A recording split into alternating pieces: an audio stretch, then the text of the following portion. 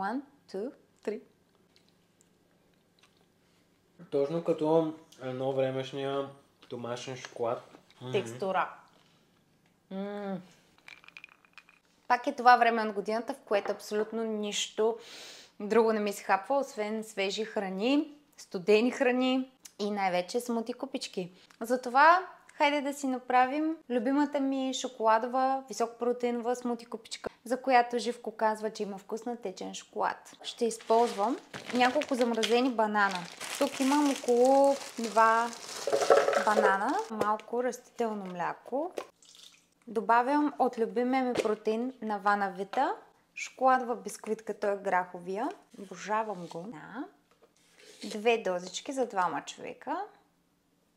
Наистина от огромно значение е да използвате точно този протеин, за да получите вкусът на течен шоколад. По принцип използвам обикновеното фъстъчено масло на Jim Beam, но сега съм си взела това на прах. Ще добавя от него 2 супени лъжици.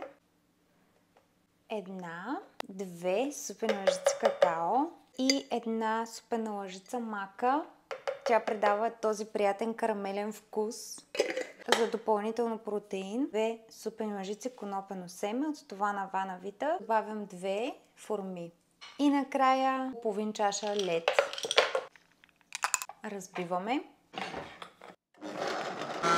Още мляко.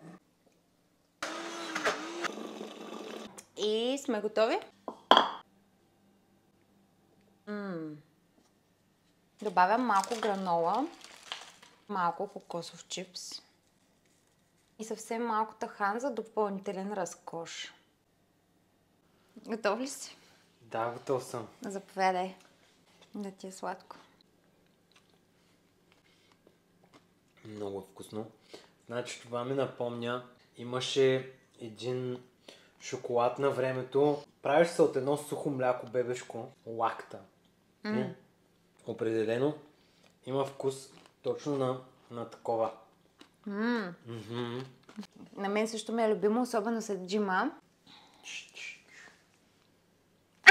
Айде, cheers! Cheers, мерси много. Мерси на Jim Beam и Ванавита, че спонсорираха това видео. Обичаме ви, чао!